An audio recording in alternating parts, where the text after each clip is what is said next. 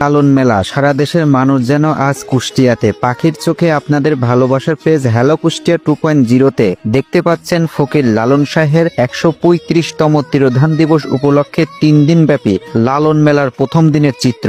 প্রথম দিনে কুষ্টিয়া ছেউরিয়া লালন শাহের মাজারে দর্শনার্থীদের উপচে পড়া ভিড়, কোথাও যেন তিল পরিমাণ জায়গা নেই। আপনারা যারা ভাবছেন লালন মেলাতে আসবো, তারা আমার ভিডিওটি দেখে সিদ্ধান্ত বদলাতেও পারেন, কেননা মেলাটি উপভোগ করার মতো কোনো পরিবেশই নেই, কারণ বিন্দু মাত্র কোথাও কোনো জায়গা নেই। আর যারা ফ্যামিলি বা মেয়েরা আসতে চাচ্ছেন, তারা ভুল করেও মেলাতে আসবেন না, কেননা ইতিমধ্যে অনেকেই অসুস্থ হয়ে পড়ছেন। রাত যত গভীর হচ্ছে, মেলার দর্শনার্থীদের আনাগোনা যেন বেড়েই চলছে। এমন লালন দেখিনি আগে, যা দেখি সব নতুন লাগে, কারণ এই প্রথমবারের মতো সরকারিভাবে অনুষ্ঠিত হচ্ছে এই লালন উৎসব। পুরো ছেউরিয়া এখন যেন উৎসবের রঙে রঙিন। বাহারি রঙের দোকানপাট, আলোক সজ্জিত মঞ্চ, বাউলদের গানের সুরে মুখরিত চারপাশ, সব মিলিয়ে যেন অপূর্ব মেলবন্ধন। আজ থেকে কুষ্টিয়া জেলার কুমারখালী উপজেলার ছেউরিয়া শুরু হয়েছে 3 দিন ব্যাপী ফকির লালন শাহের 135তম তিরোধান দিবস উপলক্ষে লালন উৎসব। ভিডিওটি ভালো লাগলে অবশ্যই ভিডিওটি শেয়ার করবেন এবং মেনশন করুন আপনাদের ওই লালন ভক্তকে,